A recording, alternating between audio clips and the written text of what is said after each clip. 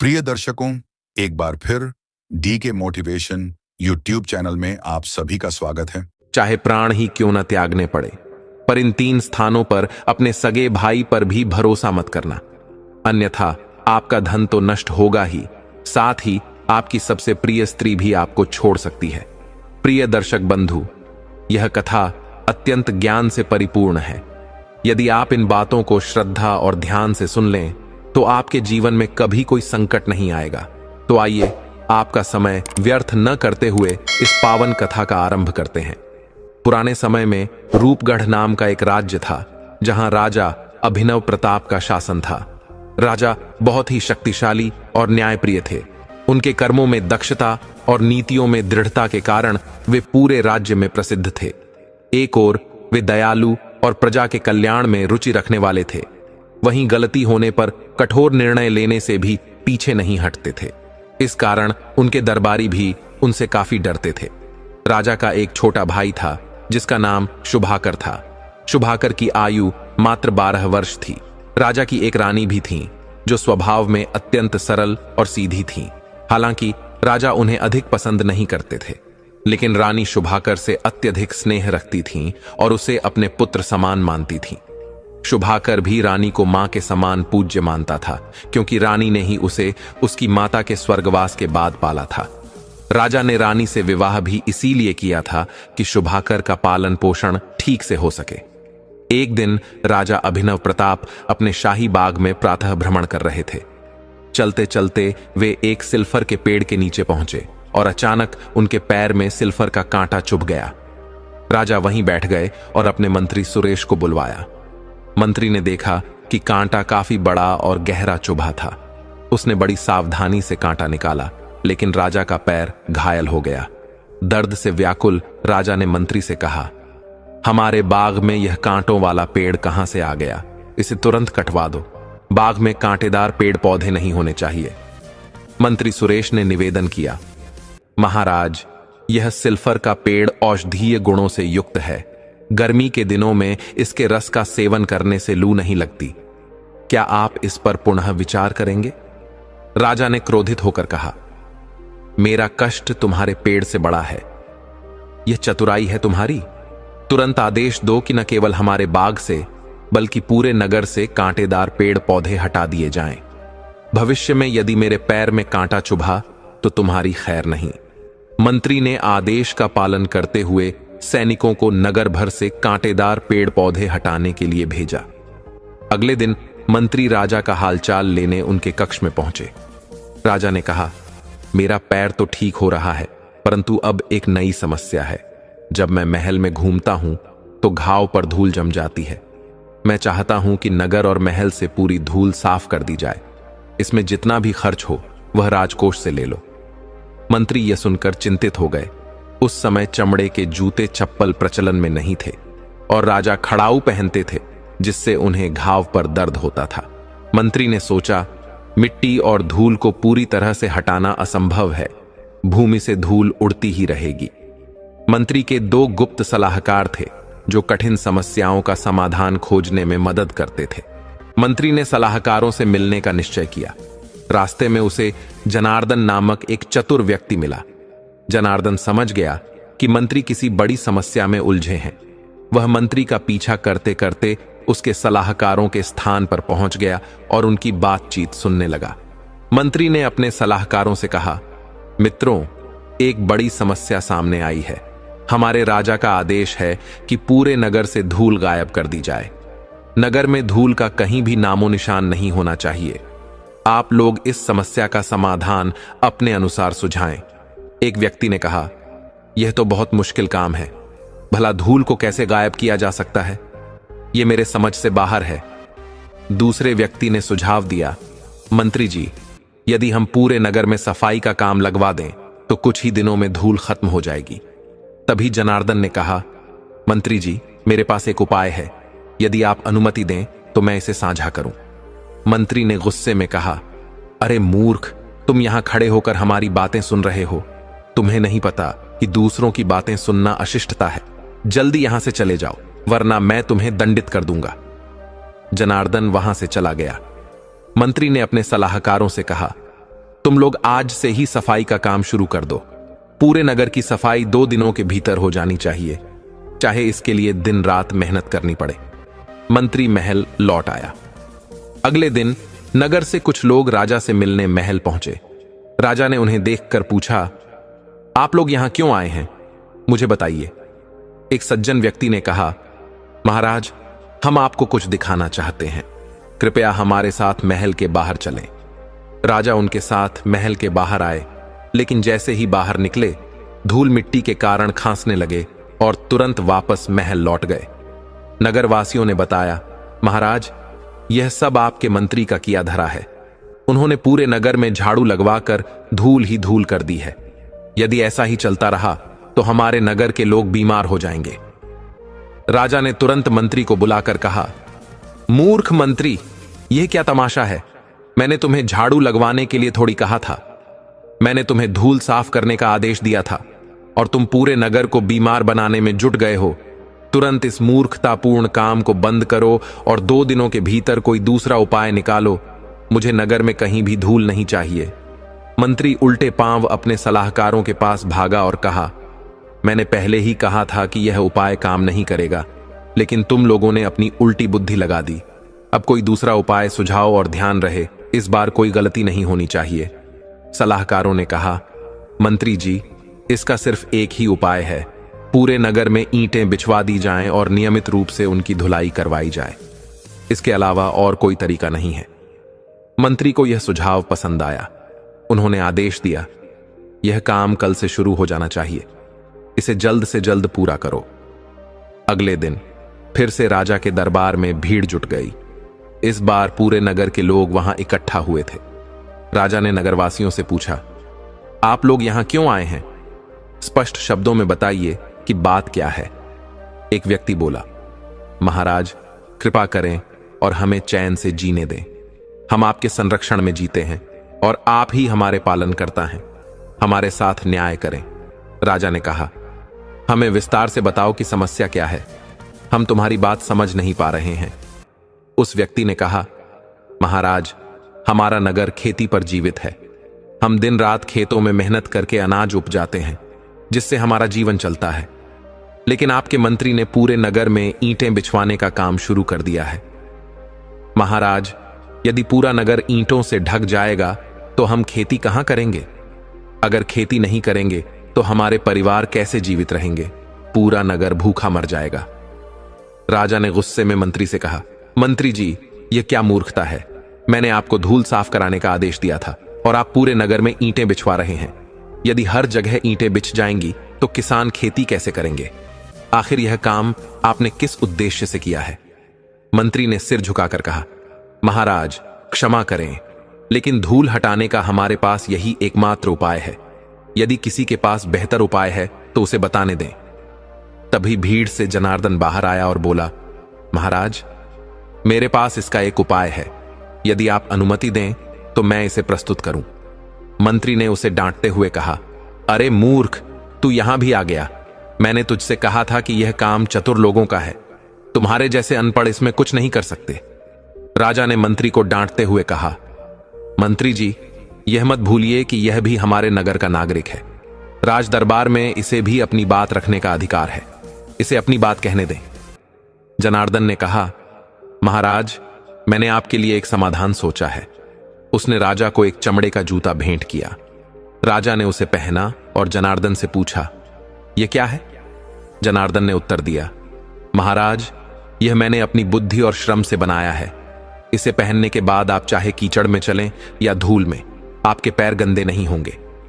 राजा को समझ आ गया कि असली बुद्धिमान कौन है। उन्होंने तुरंत मंत्री को उसके पद से हटा दिया और जनार्दन को नया मंत्री बना दिया। जनार्दन ने राजा का सारा कार्यभार संभाल लिया और नगर में फिर से सुख शांति लौट आई। समय का चक्र चलता रहा। एक दिन राजा अभिनव प्रताप ने शिकार पर जाने का निश्चय किया। राजा को शिकार का बहुत शौक था। वे अक्सर जंगलों में जाकर जंगली पशुओं का शिकार करते और इसे राजसी खेल समझते थे। एक दिन शिकार करते करते राजा दूसरे राज्य के जंगल में पहुंच गए। वहीं उन्होंने एक सुंदर राजकुमारी को जंगल में भ्रमण करते देखा। वह राजकुमारी अनुपम सुंदरता की मूर्ति थी। राजा ने अपने जीवन में इतनी सुंदर स्त्री कभी नहीं देखी थी। उसे देखते ही राजा मोहित हो गए। उन्होंने निश्चय कर लिया कि इस राजकुमारी को किसी भी कीमत पर अपने जीवन में स्थान देंगे। राजा उस राजकुमारी के पास गया और नम्रतापूर्वक बोला, हे देवी, आप कौन हैं? किसके कुल की कन्या है? आपका नाम क्या है? राजकुमारी ने सहजता से उत्तर दिया, आप ऐसा क्यों पूछ रहे हैं और आप कौन हैं? राजा ने कहा, मेरा नाम अभिनव प्रताप है और मैं रूपगढ़ का राजा हूं। आपको देखकर मेरा हृदय आपके प्रति आकर्षित हो गया है। मैं चाहता हूं कि आज ही आपसे विवाह करूं।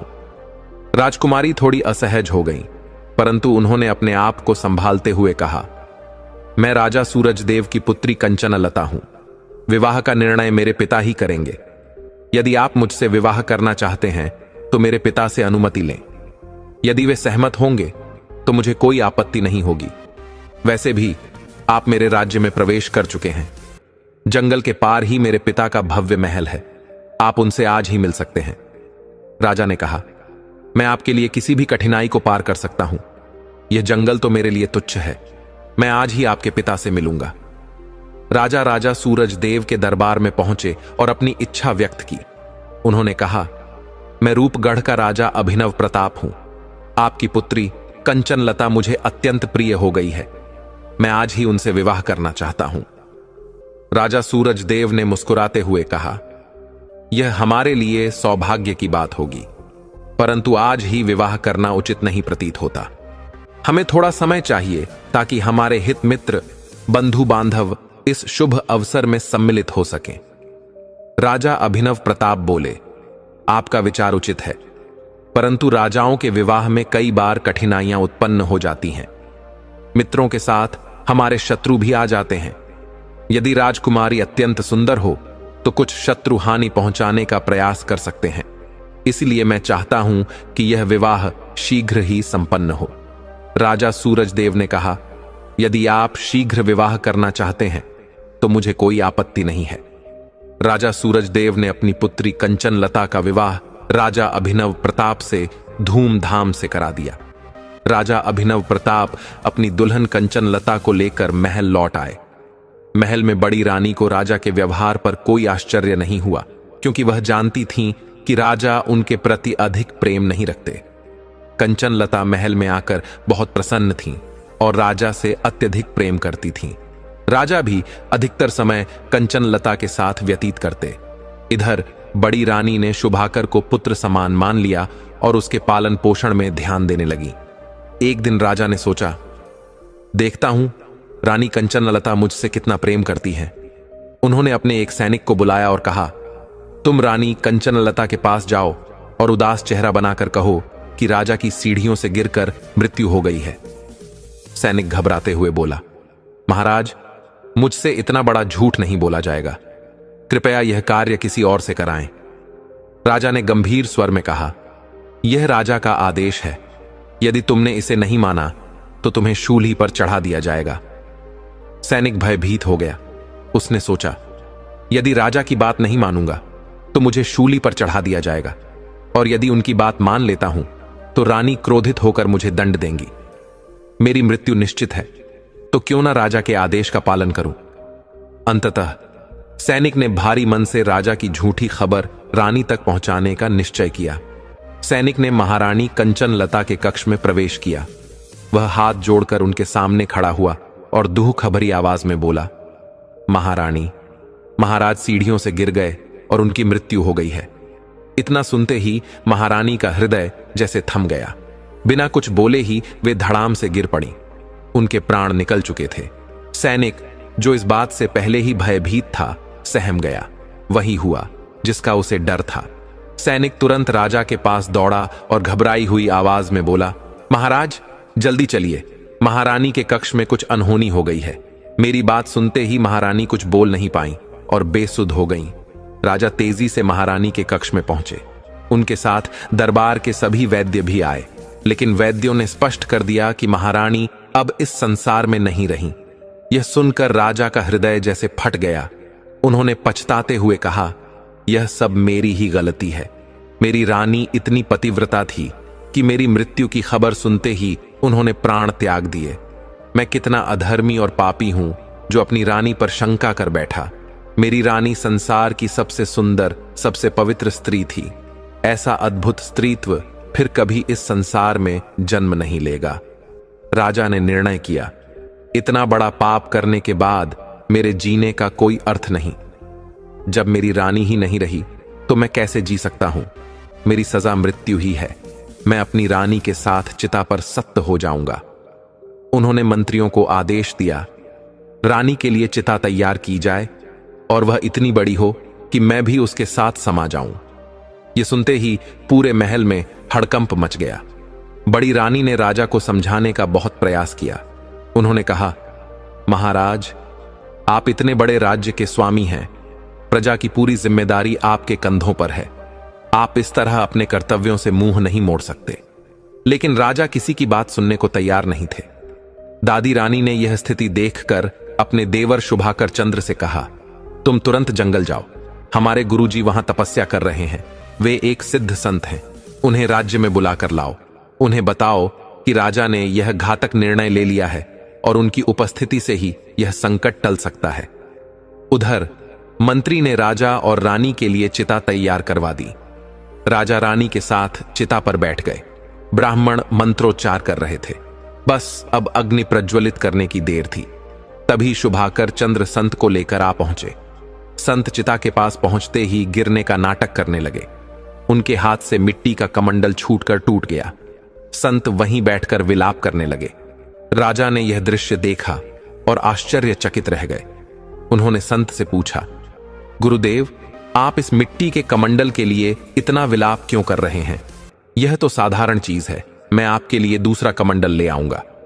राजा ने अपने मंत्री से कहा, मंत्री जी, आप महात्मा को विलाप करने से रोकें। मंत्री ने उत्तर दिया, महाराज, महात्मा किसी की बात सुन ही नहीं रहे। आपको ही कुछ करना होगा। राजा बोला, मैं भला अब क्या कर सकता हूं? मैं तो सती होने जा रहा हूं। मंत्री ने विनम्रतापूर्वक कहा, महाराज, अभी आप बहुत कुछ कर सकते हैं। आप अपने सती होने के इस निर्णय को कुछ समय के लिए रोक सकते हैं। महात्मा को प्रसन्न कीजिए। महात्मा में दिव्य शक्ति है। यदि वे चाहें तो मरी हुई रानी को फिर से जीवित कर सकते हैं। आपको सती होने के बजाय रानी को जीवित करने पर विचार करना चाहिए। महात्मा के लिए कुछ भी असंभव नहीं। वे चांद सूरज की गति को भी रोक सकते हैं और पत्थर की मूर्ति में प्राण डाल सकते हैं। राजा को मंत्री की बात समझ में आ गई। उन्होंने सोचा, मुझे रानी के जीवित होने के प्रयास करने चाहिए। राजा तुरंत चिता से उतरकर महात्मा के पास पहुंचे और बोले, महात्मा, आप सिद्ध पुरुष हैं। यदि आप चाहें तो इस टूटे हुए कमंडल को भी फिर से पहले जैसा बना सकते हैं। मैं जान गया हूं कि आपने यह सब मेरी आंखें खोलने के लिए किया है, पर मेरी आंखें तो रानी थीं, जो अब इस संसार में नहीं हैं। उनके बिना मुझे कुछ दिखाई नहीं देता और न ही कुछ समझ में आता है। अगर आप चाहें तो मेरी रानी फिर से जीवित हो सकती है। आप विधि के विधान को भी बदल सकते हैं। महात्मा ने गंभीरता से कहा, राजन, तुमने सही पहचाना। मेरा उद्देश्य तुम्हें यह सिखाना था कि यह संसार क्षणभंगुर है। इसमें रोज कमंडल टूटते हैं और नए बनते हैं। मनुष्य जन्म लेते हैं और मरते हैं। ज्ञानी जन इन बातों का शोक नहीं करते। यहां कुछ भी स्थायी नहीं है। तुम्हें अपनी रानी का मोह त्याग कर उनका मृत्यु संस्कार करना चाहिए। फिर यदि चाहो तो नई रानी ला सकते हो, या महल में पहले से जो पतिव्रता रानी है उसी से प्रेम कर सकते हो।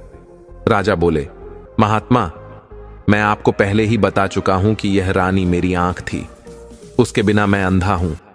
एक अंधे को चाहे आप संसार के कितने ही वर्णन क्यों न करें, उसे कुछ दिखाई नहीं देगा। वह तो बताई गई बातों की कल्पना भी नहीं कर सकता। महात्मा ने देखा कि राजा उनकी बातों को सुनने के लिए तैयार नहीं है। वे बोले, राजन, तुम्हारी रानी को विधाता ने बस इतनी ही आयु दी थी। वह अपनी आयु पूरी कर चुकी है। लेकिन यदि तुम अपनी आयु अपनी रानी को देना चाहो तो मैं उसे फिर से जीवित कर सकता हूं। पर ध्यान रहे, सावधान, रानी तुम्हारे लिए अत्यंत अशुभ सिद्ध हो सकती है। राजा ने महात्मा से कहा, महाराज, जो रानी मेरी मृत्यु की बात सुनकर प्राण त्याग सकती है, वह मेरे लिए अशुभ कैसे हो सकती है? मैं अपनी आधी आयु उसे देना चाहता हूं। कृपया मेरी प्रार्थना स्वीकार करें। महात्मा बोले, राजन, अवश्य ही रानी को जीवित करूंगा, लेकिन पहले तुम संकल्प लेकर अपनी आधी आयु रानी को दे दो। याद रखना, जब तुम चाहोगे संकल्प लेकर वह आयु वापस भी ले सकते हो। संसार की परिस्थितियां अनिश्चित हैं। मनुष्य का जीवन कब किस ओर मोड़ ले यह कोई नहीं जानता। राजा ने तुरंत संकल्प लिया और रानी के ऊपर जल छिड़क दिया। राजा की आधी आयु रानी के भीतर चली गई। रानी को ऐसा लगा मानो वह गहरी नींद से जागी हो। वह अचानक हड़बड़ाकर उठ बैठी। जब रानी कंचन लता ने खुद को चिता पर देखा तो आश्चर्य में पड़ गई। राजा ने उसे पूरी घटना सुनाई। रानी अपने पति के चरणों में गिर पड़ी। राजा रानी को अपने साथ महल में लेकर खुशी खुशी लौट आया। राजा का प्रेम रानी के प्रति और भी बढ़ गया। अब वह राज दरबार के सभी कार्य छोड़कर दिन रात रानी के कक्ष में ही समय बिताने लगा। न वह दरबारियों से मिलता और न मंत्रियों से। धीरे धीरे राज दरबार के सारे निर्णय छोटी रानी कंचन लता ही लेने लगी। रानी के सही गलत जो भी फैसले होते सभी को उन्हें मानना पड़ता। समय के साथ रानी के मन में राजा के प्रति भावनाएं बदलने लगीं। वह अब राजा से पहले जैसा प्रेम नहीं करती थी, परंतु राजा अंध भक्ति में रानी से अनवरत प्रेम किए जा रहा था। एक दिन रानी ने राजा से कहा, महाराज, मेरा मन अपने पिता के घर जाने का हो रहा है। कृपया मुझे 1 माह के लिए वहां जाने की अनुमति दें। राजा इस बात को सुनकर बहुत दुखी हो गया। उसने रानी से कहा, महारानी, आपके भीतर मेरी जान बसती है। आप यह जानती हैं, आप मुझसे 1 माह के लिए दूर जाने की अनुमति मांग रही हैं, लेकिन मैं आपके बिना एक पल भी जीवित नहीं रह सकता। कृपया अपने पिता के घर जाने का विचार त्याग दें। रानी ने कहा, महाराज, बच्चों जैसी बात मत कीजिए। आप एक परम प्रतापी राजा हैं और मैं आपकी पत्नी हूं। यह मेरा अधिकार है कि मैं अपने पिता के घर आ जा सकूं। एक बेटी को अपने पिता के घर जाने का अधिकार मिलना चाहिए। वैसे भी मैं 1 माह के बाद वापस आ जाऊंगी।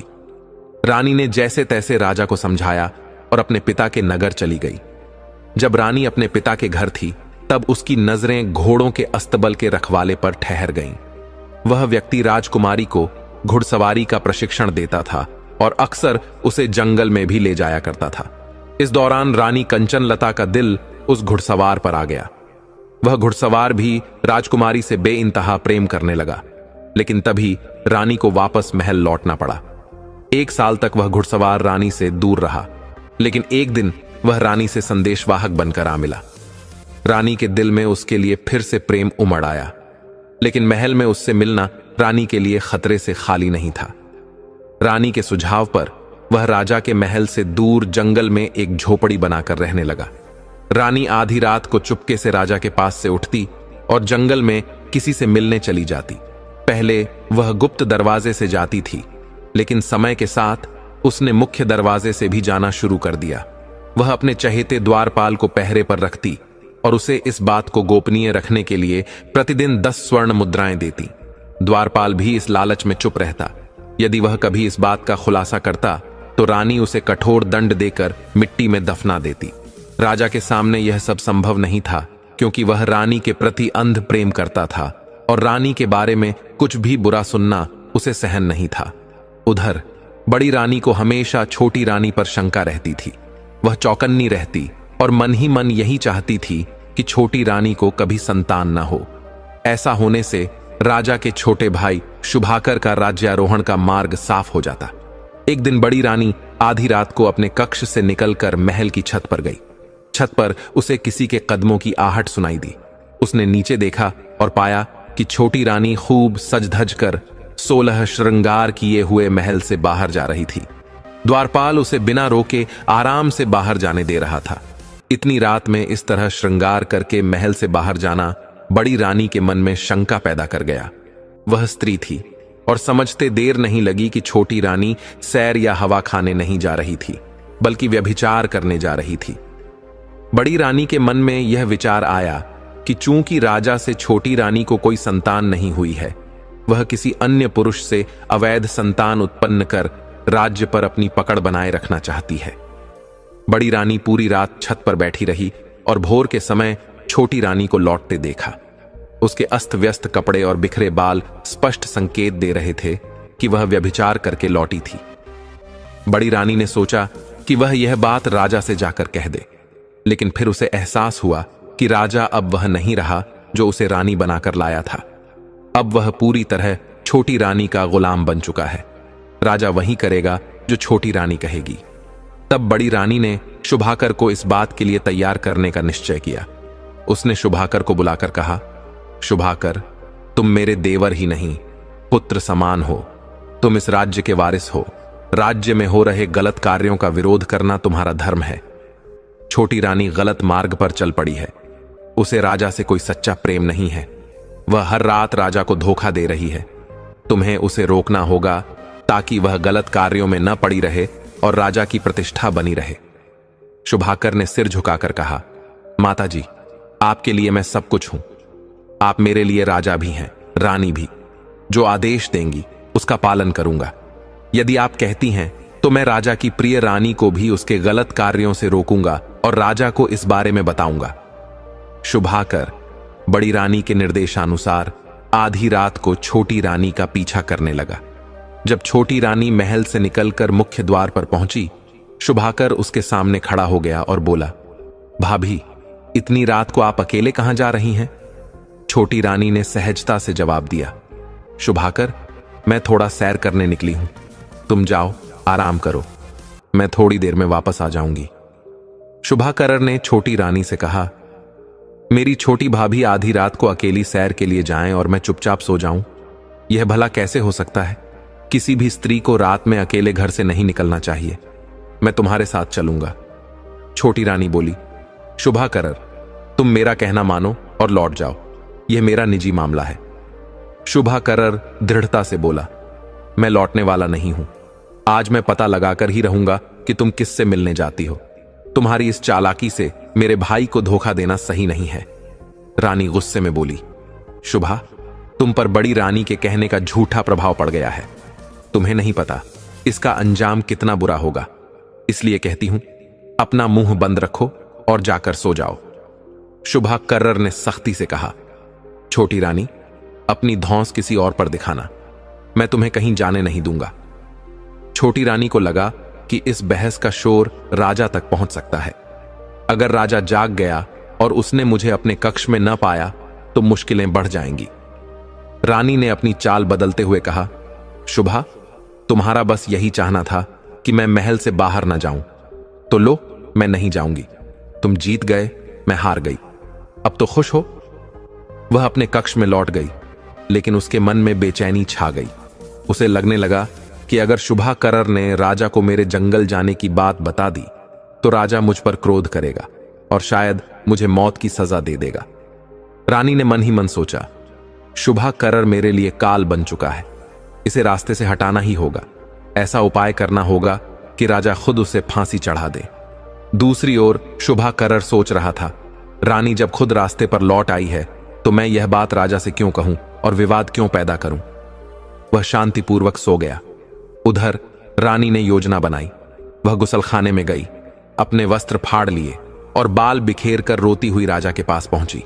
रानी ने राजा को जगाकर कहा, महाराज, आपने महल में ऐसा व्यक्ति रखा है तो किसी स्त्री की इज्जत कैसे सुरक्षित रह सकती है?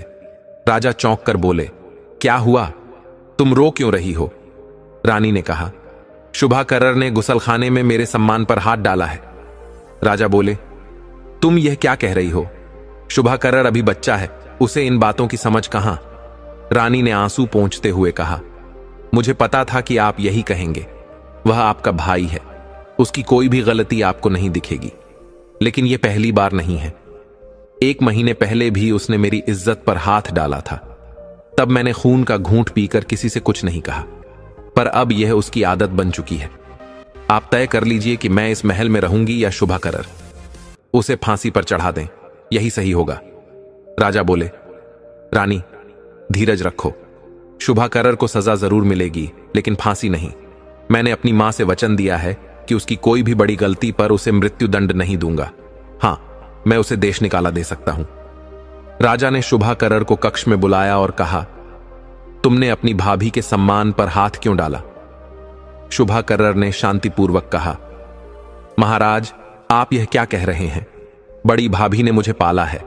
मैं उन्हें मां समान मानता हूं। छोटी भाभी को भी मां समझता था, लेकिन उनके गलत आचरण के कारण अब उन्हें भाभी भी नहीं मानता। ये रोज रात को जंगल में अपने प्रेमी से मिलने जाती है और आपको धोखा दे रही है। छोटी रानी ने गुस्से में कहा, झूठ मत बोलो शुभाकर्र, अगर मैं महल से बाहर जाती हूं तो किसी ने तो देखा होगा। आप द्वारपाल को बुलाकर पूछ सकते हैं। राजा ने द्वारपाल को बुलाया और पूछा, क्या तुमने छोटी रानी को आधी रात में महल से बाहर जाते देखा है? द्वारपाल ने झूठ बोलते हुए कहा, नहीं महाराज, मैंने कभी नहीं देखा। राजा ने द्वारपाल की बात को सत्य मानते हुए शुभाकर्र से कहा, मेरे राज्य में व्यभिचार के लिए कोई स्थान नहीं है। तुम इसी समय महल छोड़कर चले जाओ। अगर आज के बाद मेरे राज्य में देखे गए तो तुम्हें फांसी पर चढ़ा दिया जाएगा। राजा ने शुभाकर्र की कोई सफाई नहीं सुनी। व्यभिचार का झूठा आरोप लगाकर उसे राज्य छोड़ने का आदेश दे दिया।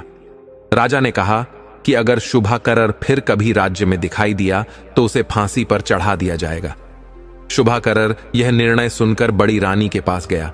उसने अपनी व्यथा सुनाते हुए कहा, महाराज ने मुझ पर व्यभिचार का झूठा आरोप लगाया है और मुझे राज्य छोड़ने का आदेश दिया है।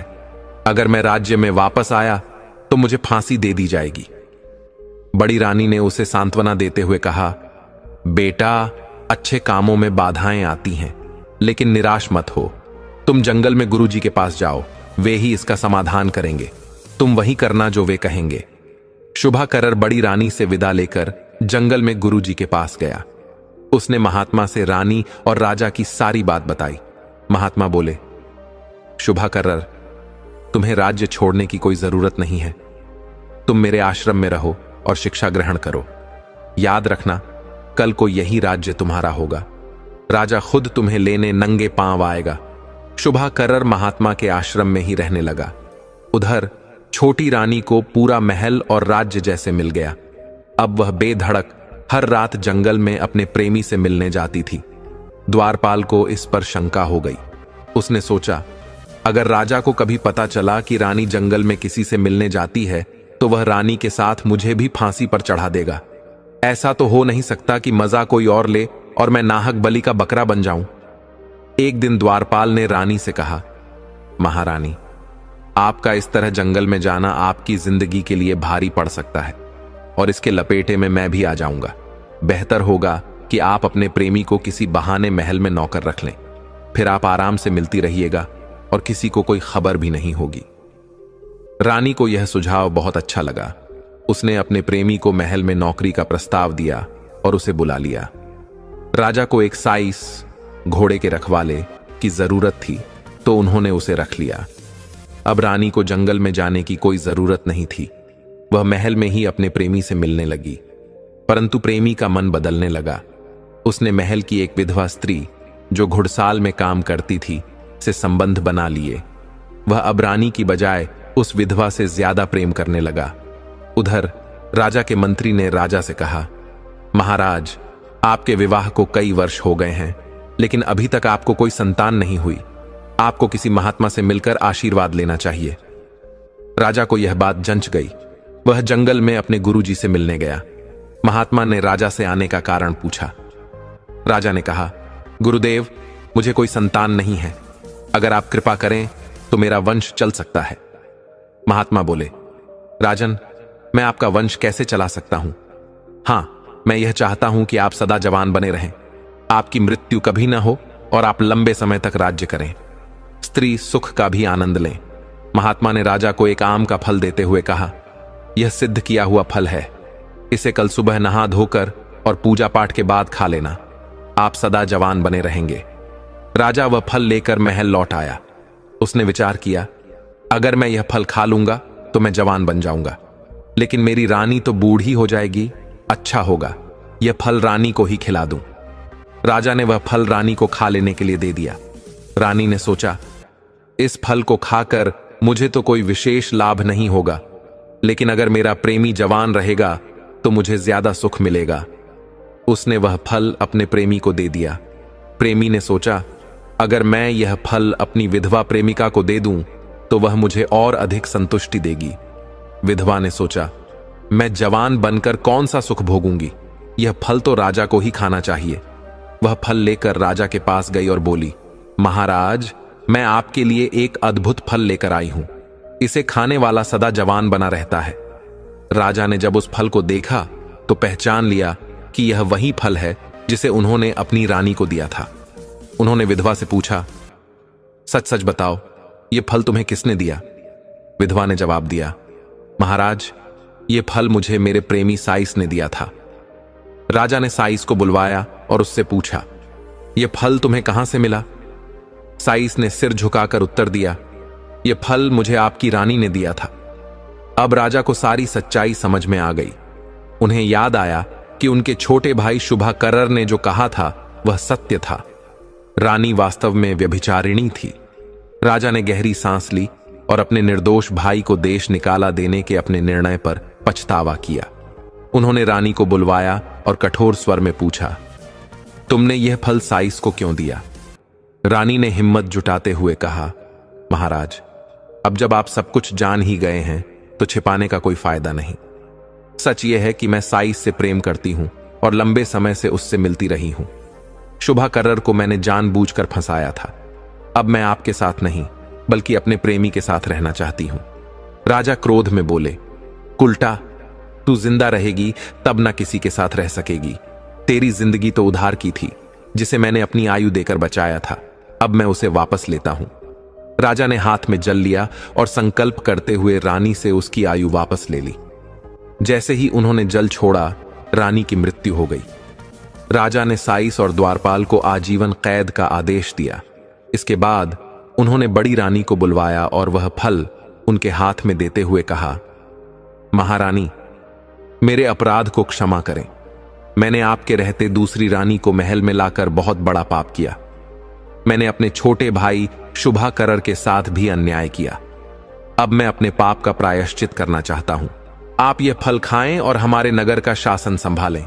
मैं महल छोड़कर जंगल में जाकर तपस्या करना चाहता हूं और वहीं अपने शरीर को समाधि में लीन करना चाहता हूं। बड़ी रानी ने शांत स्वर में कहा, महाराज, इस फल का अब मेरे जीवन में कोई उपयोग नहीं है। आप इसे शुभाकरर को दें। वह गुरुजी के आश्रम में है। आप उसे बुलवाकर इस फल के साथ सारा साम्राज्य उसे सौंप दें और आपको कहीं जाने की आवश्यकता नहीं है। जो हुआ वह बीत चुका है। अंत भला तो सब भला। आप तुरंत शुभाकरर को महल लेकर आइए। राजा ने बड़ी रानी की बात मानी। वे नंगे पांव जंगल में शुभाकरर को लेने गए। उन्होंने अपने छोटे भाई को महल लाकर राज्य का राजा बना दिया। दर्शक बंधु, आगे हम यह भी जानेंगे कि इन 3 मामलों में सगे भाई का भरोसा नहीं करना, वरना धन भी जाएगा और खुद की स्त्री भी। दर्शक बंधु, आपका समय नष्ट न करते हुए वीडियो को शुरू करते हैं। पुराने समय में भारत के मध्य में एक नगर था जिसका नाम कमरपुर था। यह नगर अपनी समृद्धि और सुंदरता के लिए जाना जाता था।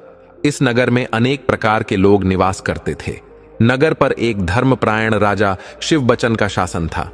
राजा शिवबचन न्यायप्रिय, धर्मपरायण और प्रजा के प्रति स्नेहपूर्ण थे। वे नगरवासियों को अपना परिवार मानते और उनकी भलाई के लिए दिन रात प्रयत्नशील रहते थे। उनके शासन में नगर का वातावरण सुख, शांति और समृद्धि से भरा हुआ था। राजा शिवबचन की रानी का नाम कालिंदी था। रानी कालिंदी सौम्य स्वभाव की, धार्मिक और निष्ठावान स्त्री थीं। वे अपने राजा का हमेशा आदर करती, उनका ध्यान रखती और उन्हें प्रसन्न रखने का हर प्रयत्न करती। राजा और रानी के बीच अपार प्रेम था। राजा शिवबचन और रानी कालिंदी के 2 संतानें थीं। उनकी बेटी राजकुमारी मीना 7 वर्ष की थी और बेटा राजकुमार मोहन 5 वर्ष का। दोनों संतानें राजा और रानी की आंखों के तारे थे। वे दोनों को बड़े लाड़ प्यार से पालते और उनके भविष्य के लिए चिंतित रहते। राजा शिवबचन का एक छोटा भाई था जिसका नाम रामवचन था। रामवचन हालांकि राजा का छोटा भाई था, परंतु उसके स्वभाव में राजा के गुणों का अभाव था। वह क्रूर, लोभी और कामुक प्रवृत्ति का था। रामवचन की पत्नी उसके इस आचरण से तंग आकर अपने पुत्र कुलदीप को उसके पास छोड़कर मायके चली गई थी। यह बात 5 वर्षों पूर्व की थी। रामवचन, जो अपनी पत्नी से संतुष्ट नहीं था, अक्सर अन्य स्त्रियों की ओर आकर्षित होता। उसकी यह आदत राजा शिवबचन को भी झांक थी, परंतु लोकलाज और परिवार की मर्यादा के कारण राजा अपने छोटे भाई को इस विषय पर कुछ नहीं कहते थे। एक बार रामवचन शिकार के लिए जंगल गया। प्राचीन समय में राजघरानों में महीने में 1-2 बार शिकार का आयोजन किया जाता था। शिकार के दौरान रामवचन की नजर जंगल में लकड़ी लेने आई एक लकड़हारन पर पड़ी। वह लकड़हारन अत्यंत सुंदर और आकर्षक थी। उसकी सुंदरता देख रामवचन के मन में विकार उत्पन्न हुआ। रामवचन ने सोचा, इस जंगल में दूर दूर तक कोई नहीं है, मैं अपनी काम वासना शांत करने का यह अवसर क्यों न प्राप्त करूं। वह लकड़हारन के पास गया और विनम्रता से बोला, देवी, आप इस जंगल में अकेली क्या कर रही हैं? लकड़हारन ने जब एक अनजान व्यक्ति को अपने पास आते देखा तो वह थोड़ी भयभीत हो गई, परंतु उसने अपने डर को छिपाते हुए उत्तर दिया, महाशय, आप अपना काम करें, मुझसे आपका कोई मतलब नहीं। मैं यहां क्या कर रही हूं यह जानने का आपको कोई अधिकार नहीं है। आप कौन हैं मुझसे यह पूछने वाले? रामवचन ने उत्तर दिया, तुम शायद नहीं जानती कि मैं इस राज्य के राजा का छोटा भाई हूं। यह जंगल हमारे अधिकार में है, तुम्हें यहां से चले जाना चाहिए। लकड़हारिन ने गुस्से में कहा, अरे जाओ, तेरे जैसे कितनों को देखा है, बड़ा आया राजा का भाई बनने वाला। हमारे राजा शिवबचन कितने कोमल स्वभाव के हैं और तुम जैसे क्रूर व्यक्ति भला उनके भाई कैसे हो सकते हो?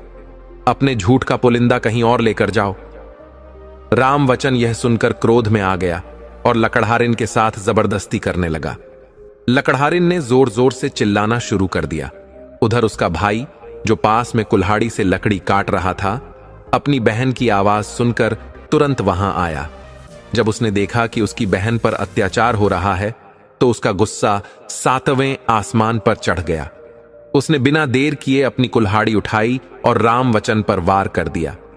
रामवचन वहीं ढेर हो गया। लकड़हारे ने राहत की सांस ली, लेकिन जब लकड़हारे ने देखा कि जिस व्यक्ति को उसने मारा है वह कोई आम आदमी नहीं बल्कि राजा का भाई है, तो उसके होश उड़ गए। उसने अपनी बहन से कहा, बहन, हमें तुरंत यह राज्य छोड़ना होगा। मैंने जिसे मारा है वह राजा का भाई है। अगर राजा को पता चला तो वह हमें सूली पर चढ़ा देगा। दोनों भाई बहन जल्दी जल्दी वहां से भाग गए। उधर महल में राजा शिवबचन चिंतित थे। उनका भाई रामवचन सुबह शिकार के लिए जंगल गया था, लेकिन अब तक नहीं लौटा था। राजा ने सैनिकों को उसे ढूंढने के लिए भेजा, लेकिन कई प्रयासों के बाद भी उसका कोई पता नहीं चल रहा था। तभी नगर का एक व्यक्ति राजा के पास आया और बोला, महाराज, बहुत बड़ा अनर्थ हो गया है। आपके छोटे भाई को किसी जंगली जानवर ने मार डाला। उसका शरीर जगह जगह बिखरा पड़ा है। अब वह इस दुनिया में नहीं रहा। राजा यह खबर सुनकर सन्न रह गए। उन्हें विश्वास ही नहीं हो रहा था कि उनका भाई अब इस दुनिया में नहीं है। लेकिन उन्होंने मन में सोचा, मेरे भाई की अकाल मृत्यु का कारण उसके पाप कर्म थे। मुझे उसका शोक नहीं करना चाहिए। यह तो विधि का विधान है। राजा ने खुद को संभाल लिया। समय का चक्र अपनी गति से चलता रहा। अब राजा के लिए अपने भतीजे कुलदीप की जिम्मेदारी निभाना अनिवार्य हो गया था। कुलदीप की मां पहले ही उसे छोड़कर अपने मायके जा चुकी थी। राजा ने कुलदीप को अपने पुत्र की तरह पालना शुरू किया, लेकिन कुलदीप अपने पिता रामवचन से भी अधिक दुष्ट प्रवृत्ति का था। बचपन से ही उसकी नजर राजगद्दी पर थी। वह किसी भी कीमत पर राजकुमार मोहन और राजकुमारी मीना को अपने मार्ग से हटाना चाहता था। उस समय राजकुमार मोहन और राजकुमारी मीना केवल 4 और 5 साल के थे, जबकि कुलदीप 12 वर्ष का था। लेकिन कुलदीप को षड्यंत्र रचने का कोई मौका नहीं मिल रहा था। राजा के मंत्री और सैनिक सभी अत्यंत वफादार थे, जिससे महल में कोई भी साजिश करना असंभव था। राजा शिवबचन प्रजा के बीच अत्यंत प्रसिद्ध और सम्मानित थे। वे प्रजा को अपने परिवार के समान मानते और उनकी भलाई के लिए सदैव तत्पर रहते थे। उनके इस धर्मपरायण और न्यायप्रिय स्वभाव के कारण कुलदीप के लिए राजगद्दी तक पहुंचना आसान नहीं था। कुलदीप जानता था कि यदि उसकी कोई भी चाल राजा को पता चल गई तो उसे उम्र कैद हो सकती है या संभवतः सूली पर भी चढ़ा दिया जाएगा। कुलदीप ने सोचा, यदि दुश्मन शक्तिशाली हो तो उसे बल से नहीं, बुद्धि से हराना चाहिए। उसने षड्यंत्र की एक गहरी योजना बनाई। अगले ही दिन से उसने राजकुमार मोहन और राजकुमारी मीना से प्रेम पूर्वक व्यवहार करना शुरू कर दिया। वह दोनों को राजा के सुंदर बगीचे में खेलने ले जाता और उनके साथ घंटों खेलता। कुछ महीनों में राजकुमार और राजकुमारी कुलदीप के प्रति अत्यधिक स्नेहशील हो गए। अब वे स्वयं ही कुलदीप के पास खेलने के लिए बगीचे में जाने लगे। धीरे धीरे कुलदीप ने उनके साथ विश्वास का ऐसा बंधन बनाया कि दोनों बच्चे बिना किसी डर के उसके साथ बगीचे से बाहर भी जाने लगे। इसी बीच कुलदीप जंगल में जाकर एक ऐसा स्थान खोजने लगा जहां वह अपने षड्यंत्र को अंजाम दे सके। जल्द ही उसे एक विचित्र तालाब मिला। उस तालाब से हर समय धुआं निकलता रहता था और उसका वातावरण रहस्यमयी था। कुलदीप ने मन ही मन ठान लिया कि वह किसी दिन राजकुमार और राजकुमारी को जंगल दिखाने के बहाने वहां ले जाएगा और उन्हें तालाब में डुबो देगा। मौके की तलाश में कुलदीप ने एक दिन खेलते हुए राजकुमार और राजकुमारी से कहा, अरे तुम दोनों कभी जंगल गए हो? वहां का दृश्य देखने लायक होता है। राजकुमार मोहन ने उत्सुकता से पूछा, भैया जंगल क्या होता है और वहां कैसा दृश्य देखने को मिलता है? कुलदीप ने मुस्कुराते हुए कहा, जंगल में तरह तरह के पेड़ और जानवर होते हैं। वहां का मनोहर दृश्य आत्मा को शांति देता है। अगर तुम दोनों चाहो तो मैं तुम्हें अभी जंगल दिखाने ले चल सकता हूं। राजकुमार मोहन और राजकुमारी मीना जंगल देखने के लिए उत्साहित हो गए। कुलदीप ने इस अवसर का भरपूर लाभ उठाया और दोनों को बचते बचाते तालाब के पास ले गया। वहां पहुंचकर कुलदीप ने एक एक करके दोनों बच्चों को निर्दयता से उठाकर तालाब में फेंक दिया। उसे विश्वास था कि बच्चे डूब जाएंगे, लेकिन कहते हैं जिसे भगवान बचाना चाहे उसे कोई मिटा नहीं सकता। उस तालाब के पास ही एक गुफा थी जिसका अंदरूनी मुख एक अद्भुत और रहस्यमय लोक की ओर खुलता था। उस लोक में एक दिव्य साम्राज्य था जहां एक राजा और उनकी रानी अमृता निवास करते थे। रानी अमृता अत्यंत दयालु और तंत्र विद्या में पारंगत थीं। उन्होंने गुफा के मुख पर एक दिव्य सुरक्षा कवच बनवा रखा था। रानी अमृता रोज उस तालाब में स्नान करने आया करती थीं। जब वह स्नान के लिए गुफा के पास पहुंची तो उन्हें तालाब के पास किसी की उपस्थिति का आभास हुआ। उन्होंने गुफा से देखा कि एक निर्दयी युवक दो छोटे बच्चों को तालाब में फेंक रहा है। बच्चों की मासूमियत देखकर रानी का हृदय करुणा से भर गया।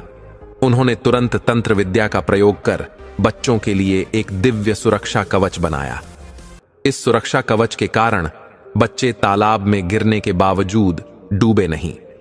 रानी ने जब उस निर्दयी लड़के को वहां से जाते देखा तो तुरंत तालाब से दोनों बच्चों को सुरक्षित बाहर निकाला और अपने साथ गुफा में ले गई। उधर महल में जब शाम हो गई और राजकुमार और राजकुमारी बगीचे से खेलकर वापस नहीं आए तो राजा शिव बचन चिंतित हो उठे। उन्होंने एक सैनिक को आदेश दिया कि तुरंत राजकुमार और राजकुमारी का पता लगाए और उन्हें महल वापस लाए। सैनिक वापस आकर बोला, महाराज, बगीचे में राजकुमार और राजकुमारी कहीं नहीं है। यह सुनकर राजा की चिंता बढ़ गई। उन्होंने सोचा कि शायद बच्चे कुलदीप के साथ होंगे। राजा ने सैनिकों को कुलदीप के पास भेजा। कुलदीप ने बताया, आज तो मैं बगीचे गया ही नहीं, इसलिए राजकुमार और राजकुमारी से मेरी मुलाकात नहीं हुई। कुलदीप खुद राजा के पास आया और कहा, ताऊ जी, हमें महल में चुप नहीं बैठना चाहिए। हमें जंगल में भी जाकर पता लगाना चाहिए कि कहीं राजकुमार और राजकुमारी रास्ता भटक कर जंगल में तो नहीं चले गए।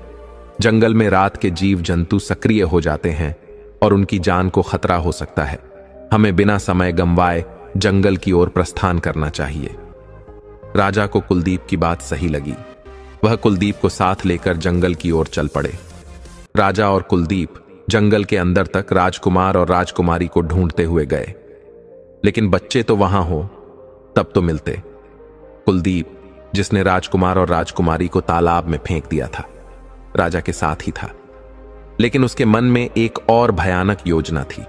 उसने सोचा, आज ही राजा को भी रास्ते से हटा दूंगा, यह मौका दोबारा नहीं मिलेगा। लेकिन वह जानता था कि राजा शिव बचन शक्तिशाली थे और उनके पास तलवार थी। यदि राजा को थोड़ा भी शक हो गया तो कुलदीप पर भारी पड़ सकता था, इसलिए वह बड़ी सावधानी से कदम बढ़ा रहा था। जब मौका मिला, कुलदीप ने अचानक पीछे से राजा पर वार कर दिया। राजा लड़खड़ाकर गिर पड़े। राजा कुछ समझ पाते या संभल पाते, इससे पहले ही कुलदीप ने उन पर कई और वार कर दिए। राजा वहीं तड़प कर प्राण त्याग बैठे। एक ही दिन में कुलदीप ने राजकुमार, राजकुमारी और राजा तीनों को रास्ते से हटा दिया। कुलदीप राजमहल लौट आया और रानी से कहा, रानी मां, जंगल में एक राक्षस ने राजा पर हमला कर दिया। मैं किसी तरह अपनी जान बचाकर वापस आया हूं। राक्षस की बात सुनकर महल में कोई भी जंगल की ओर जाने की हिम्मत नहीं कर सका। 1 सप्ताह बीत गया, लेकिन राजा, राजकुमार और राजकुमारी का कोई पता नहीं चला। महल के लोग यह मानने लगे कि राजकुमार, राजकुमारी और राजा को राक्षस ने मार डाला है। अब राज्य का एकमात्र वारिस कुलदीप था। राजमहल के लोगों ने बिना किसी विरोध के कुलदीप को राजा घोषित कर दिया। लेकिन कहते हैं, खैरात में मिली हुई संपत्ति और सत्ता अक्सर अहंकार और अत्याचार को जन्म देती है। कुलदीप भी एक क्रूर और अत्याचारी राजा बन गया। उसकी सत्ता से राज्य के लोग त्रस्त हो गए। उसका लालच और क्रूरता इतनी बढ़ गई कि वह असंभव को भी संभव करने की चेष्टा में लग गया। राजा कुलदीप के मन में हमेशा अमरता और असीम शक्ति का भूत सवार था। वह ऐसे व्यक्ति की तलाश में था जो उसे और उसके परिवार को अमर बना सके। वह चाहता था कि उसकी पत्नी, उसके बच्चे और उसका साम्राज्य सभी अमर हो जाएं और उसका शासन पूरे संसार पर हो। राजा बनते ही उसने अपने ताऊ राजा के बनाए हुए मंत्रियों और सेनापति को बदल दिया। उसने केवल अपने वफादार और विश्वास पात्र लोगों को ही दरबार में रखा। हालांकि वह ताई रानी को मार सकता था, लेकिन उसने ऐसा नहीं किया। वह प्रजा को दिखाना चाहता था कि वह अपनी ताई से प्रेम करता है और उनका सम्मान करता है। राजा ने अपने खास मंत्री बोधन को आदेश दिया, जाओ, ऐसे तांत्रिक की खोज करो जिसका कोई समान नहीं, वह संसार का सबसे बड़ा तांत्रिक हो। बोधन इस कार्य में लग गया, लेकिन उसे ऐसा कोई तांत्रिक नहीं मिला। धीरे धीरे कई साल बीत गए। अब कुलदीप 22 वर्ष का हो चुका था। एक दिन ताई रानी ने उससे कहा, बेटा कुलदीप, अब समय आ गया है कि तुम विवाह कर लो। इस महल को एक रानी की जरूरत है। मैं अब ताई रानी की जिम्मेदारी से मुक्त होना चाहती हूं। मुझे राजमाता बनकर रहना अच्छा लगेगा। कुलदीप ने उत्तर दिया, ताई, मैं जल्द ही विवाह के लिए विचार करूंगा। इसके बाद उसने अपने मंत्री बोधन को बुलाया और कहा, तुम्हें मैंने वर्षों पहले एक काम सौंपा था, लेकिन अब तक वह पूरा नहीं हुआ। मैं तुम्हें 1 माह का और समय देता हूं। यदि तुमने तांत्रिक नहीं ढूंढा तो मैं तुम्हें मंत्री पद से हटा दूंगा। तुम जानते हो, मैं अयोग्य लोगों को बर्दाश्त नहीं करता। बोधन ने इस समस्या को लेकर अपने वृद्ध पिता से सलाह ली। उसने कहा, पिताजी, मैं जंगल जंगल तांत्रिक ढूंढकर थक गया हूं। मुझे कोई तांत्रिक नहीं मिला। अगर मैं 1 माह के भीतर तांत्रिक को राजा के सामने पेश नहीं कर सका तो वह मुझे मंत्री पद से हटा देगा। कुलदीप क्रूर और निर्दयी है। हो सकता है वह मुझे फांसी भी दे दे और मेरे परिवार का सर्वनाश कर दे। उसके पिता ने समझाया, बेटा, तांत्रिक जंगलों में नहीं रहते। वे भी कुलदीप की तरह क्रूर और रहस्यमय होते हैं। ऐसे तांत्रिक सार्वजनिक जगहों पर नहीं मिलते, लेकिन यदि संयोग से मिल भी जाए तो वे राजा के पास आने के लिए तैयार नहीं होंगे। तुम्हें तांत्रिक से मिलना है तो अमावस्या की रात को आधी रात के समय श्मशान में जाना होगा। वहां तांत्रिक तंत्र मंत्र सिद्ध करते मिलेंगे। लेकिन ध्यान रखना, श्मशान का दृश्य बहुत भयावह होता है। वहां सावधानी से जाना, डरना मत, वरना पागल हो जाओगे या मृत्यु हो सकती है। मेरी सलाह है कि तुम राजा को भी साथ लेकर जाओ। उसे अपने विश्वास में लो और उसे श्मशान जाने के लिए तैयार करो। बोधन ने पिता की बात मानकर राजा से कहा, महाराज, आपका अभियान अत्यंत गोपनीय है। तांत्रिक महल में आकर नहीं मिलेगा। यदि आपको लाभ उठाना है तो आपको स्वयं अमावस्या की रात को श्मशान जाना होगा। वहां तांत्रिक से आपकी मुलाकात हो सकती है। राजा कुलदीप को बोधन की बात सही लगी। उसने सोचा, महल में कितने भी गोपनीय ढंग से कोई कार्यक्रम किया जाए, फिर भी किसी न किसी को खबर हो ही जाती है। यह मेरे प्लान में बाधा उत्पन्न कर सकता है। कुलदीप ने मंत्री से कहा, तुम्हारी बात ठीक है। अमावस्या की रात जब समय हो मुझे सूचित कर देना। हम श्मशान जाने के लिए तैयार रहेंगे। इसके बाद राजा कुलदीप अमावस्या का इंतजार करने लगा। 1 सप्ताह बाद मंत्री बोधन ने राजा को सूचित किया, महाराज, आज अमावस्या है। आप तैयार हो जाइए, हमें आज रात स्मशान में चलना है। राजा ने तैयारियां शुरू कर दी। आधी रात को राजा और मंत्री दोनों स्मशान के लिए निकल पड़े। स्मशान का वातावरण अत्यंत भयावह था। राजा और मंत्री दोनों ने कभी रात के समय स्मशान में कदम नहीं रखा था। वे अंदर से भयभीत थे, लेकिन अपने लक्ष्य के प्रति दृढ़ रहे। स्मशान में पहुंचने पर कुलदीप ने देखा कि एक तांत्रिक गहन साधना कर रहा था। मंत्री ने राजा से कहा, साधना के समय तांत्रिक को टोकना अनिष्टकारी हो सकता है, इससे उसकी साधना में बाधा आ सकती है। हमें प्रतीक्षा करनी चाहिए। दोनों शांत होकर तांत्रिक की साधना समाप्त होने का इंतजार करने लगे। कुछ देर बाद उन्होंने देखा कि तांत्रिक ने अपनी साधना से एक दैत्य को प्रकट किया। तांत्रिक ने दैत्य को आदेश दिया, जाओ और मेरे दुश्मन को नष्ट कराओ। लेकिन कुछ ही देर में दैत्य वापस आ गया। उसका पूरा शरीर लहूलुहान था। दैत्य ने तांत्रिक से कहा, तुम्हारा दुश्मन बहुत शक्तिशाली है, हमारे जैसे 10 दैत्य भी उसका कुछ नहीं बिगाड़ सकते। इतना कहकर दैत्य गायब हो गया। राजा और मंत्री ने देखा कि तांत्रिक की साधना असफल हो चुकी है। वह निराश होकर साधना से उठ खड़ा हुआ। तब राजा और मंत्री तांत्रिक के पास गए और उसे प्रणाम किया। तांत्रिक ने कड़क आवाज में कहा, आपको इस तरह अचानक यहां नहीं आना चाहिए था। तंत्र साधना के कुछ नियम होते हैं। साधना करते समय किसी को छुपकर भी देखना हानिकारक हो सकता है। जो दैत्य मैंने प्रकट किया था वह आपको ही दुश्मन समझकर मार सकता था। आपको पहले मुझे सूचित करना चाहिए था ताकि मैं आपको सुरक्षा कवच प्रदान कर सकूं। खैर, अब बात बीत चुकी है।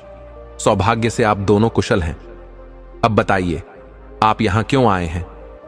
राजा ने कहा, महात्मा, आप चाहें तो मुझे अमर बना सकते हैं। मैं कभी मरना नहीं चाहता। मैं चाहता हूं कि मेरी पत्नी, मेरे बच्चे और मेरा राज्य सभी अमर हो जाएं।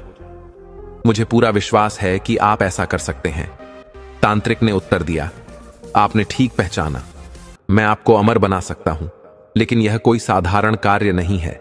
इसके लिए आपको अगली अमावस्या तक प्रतीक्षा करनी होगी। अगली अमावस्या को आप अकेले स्मशान में आएं। आपके साथ कोई मंत्री या सैनिक नहीं होना चाहिए। तब मैं आपको अमरता का उपाय बताऊंगा। राजा तांत्रिक की बात सुनकर बहुत प्रसन्न हुआ और महल लौट आया। मंत्री बोधन भी राहत महसूस कर रहा था। उसने सोचा, आज मेरी जान बच गई। सच ही कहते हैं कि राजा से मित्रता, मूर्ख से दोस्ती और खूंखार जानवर को पालना कभी भी भारी पड़ सकता है। मंत्री ने मन ही मन सोचा, यह राजा महापागल है। उसने एक बार भी नहीं सोचा कि संसार में कोई अमर नहीं हो सकता। अगर अमरता संभव होती तो तांत्रिक पहले खुद अमर बनता और अपने परिवार को अमर करता। संसार में ऐसा कोई मूर्ख नहीं जो अमृत का स्रोत पाकर खुद न पीकर किसी और को दे। लेकिन राजा कुलदीप अपने पागलपन में तल्लीन था। उसे अमृता की चाह ने अंधा कर दिया था। मंत्री बोधन ने सोचा, राजा को पागलपन करने दो, हमें क्या लेना देना। उधर राजा अगली अमावस्या के इंतजार में दिन गिनने लगा। इंतजार की घड़ियां उसके लिए असहनीय हो रही थीं। 15 दिन बिताना उसके लिए 15 वर्षों के समान लग रहा था। अंततः जब अमावस्या की रात आई तो राजा तैयार होकर स्मशान पहुंच गया। वहां तांत्रिक पहले से ही उसकी प्रतीक्षा कर रहा था। तांत्रिक ने राजा को देखकर कहा, महाराज, मैंने आपके अमर होने का उपाय ढूंढ लिया है। राजा कुलदीप ने उत्सुकता से पूछा, महात्मा, जल्दी बताइए, मुझे क्या करना होगा? तांत्रिक ने कहा, जंगल के भीतर एक तालाब है। उस तालाब के पास एक गुफा है। गुफा के भीतर एक अलग ही लोक है जहां एक और राजा का शासन है। उसकी एक सुंदर 12 वर्षीय राजकुमारी है। तुम्हें उस राजकुमारी से विवाह करना होगा और उससे एक पुत्र उत्पन्न करना होगा। उस पुत्र को मुझे बलि चढ़ाने के लिए सौंपना होगा। इसके बाद तुम्हें अपनी रानी को भी मुझे समर्पित करना होगा। तब मैं तुम्हें अमर बना दूंगा। अमर हो जाने के बाद तुम अनेक रानियां ला सकते हो और अपना राज्य विस्तार कर सकते हो। राजा कुलदीप ने जवाब दिया, महात्मा, अगर आप मुझे अमर बना दें तो मैं खुशी खुशी अपनी रानी आपको दे दूंगा। तांत्रिक ने कहा, तो अब जाओ और उस लोक की राजकुमारी से विवाह करने का प्रयास करो। राजा कुलदीप वहां से प्रसन्न होकर चला गया। उसे याद आया कि तांत्रिक ने जिस तालाब का जिक्र किया है वह वही तालाब है जहां उसने अपने ताऊ के बच्चों राजकुमार मोहन और राजकुमारी मीना को ठिकाने लगाया था। उधर उस लोक की रानी अमृता ने राजकुमार और राजकुमारी को पाल पोस कर बड़ा कर दिया था। वे अब 12 वर्ष की आयु में 16 वर्ष के दिखते थे। रानी अमृता, जो तंत्र विद्या में निपुण थीं, पहले ही जान चुकी थीं कि ये दोनों बच्चे साधारण नहीं हैं। उन्होंने दोनों को बताया, तुम कमरपुर के राजकुमार और राजकुमारी हो। तुम्हारे चचेरे भाई कुलदीप ने तुम्हें मरने के लिए तालाब में फेंक दिया था, लेकिन संयोगवश मेरी दृष्टि तुम पर पड़ी और मैंने तुम्हें बचा लिया। तुम्हारे पिता राजा शिव बचन को धोखे से मारकर कुलदीप ने गद्दी हथिया ली। तुम्हारी मां अभी तक जीवित हैं। कुलदीप ने उन्हें नहीं मारा। अब कुलदीप एक तांत्रिक के कहने पर तुम्हारी तरह दिखने वाली राजकुमारी से विवाह करना चाहता है, परंतु तांत्रिक की नजरें भी उसी राजकुमारी पर हैं। वह पिछले 20 वर्षों से इस राज्य को हथियाने के लिए तंत्र मंत्र कर रहा है, लेकिन असफल रहा है। अब कुलदीप और तांत्रिक दोनों का पाप का घड़ा भर चुका है। उन्हें सबक सिखाना और नष्ट करना तुम्हारा कर्तव्य है। रानी अमृता ने राजकुमारी मीना से कहा, तुम इतनी आसानी से अपना राज्य वापस नहीं पा सकती। इसके लिए तुम्हें तंत्र मंत्र की सिद्धि करनी होगी। मैं तुम्हें इसकी पूरी शिक्षा दूंगी, लेकिन यह काम एक दिन में नहीं होगा। इसे पूरा करने में 1 वर्ष लगेगा। रानी अमृता ने राजकुमारी को तंत्र मंत्र की शिक्षा देना शुरू कर दिया। उधर राजा कुलदीप रोज तालाब के पास आने लगा। एक दिन उसने देखा कि तालाब के उत्तर की ओर एक गुफा है, जिसका मुख तालाब के भीतर है। गुफा में प्रवेश करने के लिए तालाब में उतरना और तैरना होगा। राजा ने तालाब में उतरने का प्रयास किया, लेकिन पानी बहुत गर्म था। उसके पैर जलने लगे। वह बाहर निकल आया। राजा सोचने लगा, यह कितना विचित्र तालाब है। मैंने पहले कभी ऐसा तालाब नहीं देखा। वह कई बार तालाब के पास आया था, लेकिन कभी पानी को छुआ नहीं था। एक दिन राजा ने देखा कि एक लकड़हारा तालाब के पास आया और बिना किसी डर के तालाब में उतर गया। उसने आराम से पानी पिया और बाहर निकल गया। यह देखकर कुलदीप सोच में पड़ गया। उसने लकड़हारे को अपने पास बुलाया और पूछा, तुमने इस तालाब के गर्म पानी को किस प्रकार पी लिया? लकड़हारे ने उत्तर दिया, महाराज, तालाब का पानी बिल्कुल शीतल है। भला पानी गर्म कैसे हो सकता है? शायद आपको भ्रम हुआ है। आप चाहें तो दोबारा देख सकते हैं। राजा ने पुनः तालाब का पानी छुआ, परंतु पानी पहले से भी अधिक गर्म लग रहा था। यह देखकर वह लकड़हारे पर झल्ला उठा और बोला, मूर्ख, लगता है तेरा हाथ जल जाएगा और तू कहता है कि पानी शीतल है। लकड़हारे ने फिर से पानी को छुआ और बोला, महाराज, पानी बहुत शीतल है। मन हो रहा है कि मैं इसमें स्नान कर लूं, परंतु मेरे स्नान करने से तालाब गंदा हो सकता है। राजा ने कहा, तू स्नान करके दिखा। लगता है मुझसे झूठ बोल रहा है। लकड़हारे ने राजा का आदेश पाकर तालाब में छलांग लगा दी और शांति से स्नान करने लगा। यह विचित्र स्थिति देखकर राजा कुलदीप स्मशान में तांत्रिक के पास वापस गया और वहां का हाल सुनाते हुए कहा, महात्मा, मैं कई दिनों से तालाब के पास जा रहा हूं, पर वहां कोई राजकुमारी दिखाई नहीं दी। हां, एक गुफा जरूर है, जिसका मुख तालाब के भीतर खुलता है। मैंने उस गुफा में जाने की कोशिश की और पानी में उतरा, परंतु पानी इतना गर्म था कि मेरा पैर जल गया। लेकिन मैंने देखा कि एक लकड़हारा आराम से तालाब का पानी पीता है और उसमें स्नान भी कर लेता है। यह क्या रहस्य है? मेरी समझ से यह परे है। तांत्रिक मुस्कुराते हुए बोला, राजन, यही तो वहां की विचित्र लीला है। इसे पार करना आसान नहीं है। मैं खुद 20 वर्षों से इस रहस्य को समझने में लगा हूं, लेकिन मुझे विश्वास है कि तुम इसे अवश्य पार करोगे। एक दिन राजकुमारी स्वयं तुमसे मिलने आएगी। तुम्हें केवल अपने प्रयास में लगे रहना है। प्रयास से ही सफलता मिलती है। राजा कुलदीप ने तांत्रिक की बात मान ली। अब उसका नियम बन गया था कि वह रोज तालाब का चक्कर लगाए। उधर रानी अमृता राजकुमारी मीना को तंत्र मंत्र की विद्या सिखा रही थी। राजकुमारी पूरी एकाग्रता और ध्यान से यह विद्या सीख रही थी। उसके मन में अपने पिता की हत्या का प्रतिशोध लेने की ज्वाला दहक रही थी। वह कुलदीप को जल्द से जल्द नष्ट करना चाहती थी। रानी अमृता ने मीना को समझाया, बेटी, कुलदीप तुम्हारा चचेरा भाई है, लेकिन उसके कुकृत्य ऐसे हैं कि तुम्हें उससे प्रेम का नाटक करना होगा। क्षत्रिय चरित्र का प्रयोग करते हुए उसे अपने जाल में फंसाना होगा। उसे ऐसे हाल में ले आना होगा कि वह जिए भी तो मर मर कर जिए। लेकिन ध्यान रखना, उसे इतनी जल्दी नहीं मारना। पहले उसके साथ ही कामी तांत्रिक को ठिकाने लगाना है, और उसकी हत्या तुम्हें खुद नहीं करनी बल्कि कुलदीप से करानी है। अब तुम बच्ची नहीं रही, तुम समझदार हो गई हो। तुम्हें क्या करना है यह अपने विवेक से तय करो। यदि कहीं फंसने का आभास हो तो मैं हमेशा तुम्हारे साथ रहूंगी। राजकुमारी मीना ने तंत्र विद्या का पूरा ज्ञान प्राप्त कर लिया। अब वह एक अद्भुत सुंदर रूप धारण करके तालाब के पास जा बैठी। तंत्र विद्या के बल से उसने तालाब के पानी के ऊपर से स्थल की तरह चलकर बाहर आना सीखा था। उधर राजा कुलदीप अपने तय समय पर तालाब के पास पहुंचा, लेकिन आज का दृश्य उसके लिए किसी वरदान से कम नहीं था। उसने तालाब के पास परी जैसी सुंदर राजकुमारी को बैठे देखा। राजा की बाँछें खिल गईं। उसने तुरंत निर्णय लिया कि वह राजकुमारी के सामने विवाह का प्रस्ताव रखेगा। अगर वह ना कहे तो उसे जबरदस्ती उठा ले जाएगा। राजा बिना समय गंवाए राजकुमारी के पास पहुंचा और बोला, देवी, आप कौन हैं? यहां अकेली क्यों बैठी हैं? राजकुमारी मीना ने विनम्रता से कहा, मैं एक साधारण लड़की हूं, लेकिन आप कौन हैं और यहां क्यों आते हैं? मैं आपको पिछले 1 साल से यहां आते जाते देख रही हूं। कुलदीप ने विनम्रता से कहा, देवी, मैं सूरजपुर का राजा हूं। संभवतः आपकी ही तलाश में मैं पिछले 1 साल से यहां आता जाता रहा हूं। आज आपसे मिलकर मेरा हृदय प्रसन्न है। जी तो करता है कि तुरंत ही आपसे विवाह कर लूं, लेकिन मैं एक संस्कारी राजा हूं। जोर जबरदस्ती करना मेरी प्रकृति में नहीं है। मैं आपकी अनुमति से ही विवाह करूंगा। राजकुमारी बोली, राजन, मुझे अफसोस है कि मैं आपसे विवाह नहीं कर सकती। कुलदीप ने चौंक कर पूछा, क्यों? ऐसा क्या हुआ कि आप मुझसे विवाह नहीं कर सकती? राजकुमारी ने गंभीर स्वर में कहा, दरअसल मैं एक शापित राजकुमारी हूं। मेरा विवाह किसी के साथ हो ही नहीं सकता।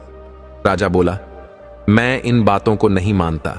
मैं आपसे विवाह करके ही रहूंगा। यदि आप स्वेच्छा से विवाह के लिए तैयार नहीं हुई तो मुझे आपसे जोर जबरदस्ती करनी पड़ेगी। मैं आपको अपने साथ महल ले जाऊंगा। राजकुमारी बोली, राजन, कृपया उतावला मत होइए। मेरी मजबूरी को समझिए। यह विवाह आपकी हानि का कारण बन सकता है। यदि आपने मुझे छूने की कोशिश की तो आप जलकर भस्म हो जाएंगे। मैं आपको मरते नहीं देख सकती, इसीलिए विवाह से मना कर रही हूं। यह नहीं है कि मैं आपको पसंद नहीं करती। मैं पिछले 1 साल से आपको देख रही हूं और बहुत पसंद करती हूं। आप ही वह व्यक्ति हैं जो मुझे मेरे श्राप से मुक्ति दिला सकते हैं। मैं ऐसी राजकुमारी हूं कि जो मुझसे विवाह करेगा वह अमर हो जाएगा। यह बात एक तांत्रिक को पता चल गई थी, इसलिए उसने मुझे शापित कर दिया ताकि कोई मुझसे विवाह कर अमर ना हो जाए। यदि मैं विवाह करना भी चाहूं तो केवल तांत्रिक से कर सकती हूं, क्योंकि तभी वह तांत्रिक अपना शाप वापस लेगा। लेकिन यदि मैंने किसी और से विवाह किया तो वह शाप वापस नहीं ले सकेगा। राजा को समझ आ गया कि वह तांत्रिक और कोई नहीं, उसका गुरु ही है। अब राजा को यह भी समझ में आने लगा कि तांत्रिक क्यों पुत्र जन्म के बाद रानी को उपहार में मांग रहा था। उसने सोचा, तांत्रिक के मन में खोट है। वह मुझे अमर नहीं बनाना चाहता, बल्कि मुझसे अमृत छीनना चाहता है। राजा ने राजकुमारी से पूछा, देवी, मुझे बताइए, आपको इस श्राप से मुक्ति कैसे मिलेगी? राजकुमारी ने कहा, राजन, मेरी मुक्ति आपके ही हाथों संभव है, लेकिन यह इतनी जल्दी नहीं हो सकती। इसके लिए आपको थोड़ा इंतजार करना होगा। अगली बार जब आप मुझसे मिलेंगे तो मैं आपको उपाय बता दूंगी। अब मुझे विलंब हो रहा है, मैं चलती हूं। जल्दी ही आपसे फिर मुलाकात होगी। राजकुमारी यह कहकर पानी पर चलती हुई गुफा में लौट गई। राजा यह दृश्य देखकर स्तब्ध रह गया। राजा के मन में प्रेम की अग्नि प्रज्वलित हो चुकी थी। वह समझ नहीं पा रहा था कि तांत्रिक सही बोल रहा है या राजकुमारी, लेकिन राजकुमारी का प्रभाव उसके हृदय पर गहराई से पड़ चुका था। राजकुमारी के लिए उसके हृदय में प्रेम का बीज अंकुरित हो चुका था, जो अब तेजी से बढ़ने लगा। राजा की रातों की नींद गायब हो गई। हर वक्त उसे राजकुमारी का चेहरा दिखाई देता। राजा रोज तालाब के पास जाता, लेकिन राजकुमारी फिर कभी उससे मिलने नहीं आई। वह सोचता, काश मैं उसे रोज एक बार देख पाता तो मेरे दिल को सुकून मिलता। राजा को अफसोस था कि जाते समय वह राजकुमारी से यह नहीं कह पाया कि चाहे आप मुझसे विवाह मत कीजिए, लेकिन रोज अपनी सूरत दिखा दिया कीजिए। मैं तो सिर्फ आपके दर्शन के लिए इतनी दूर आता हूं।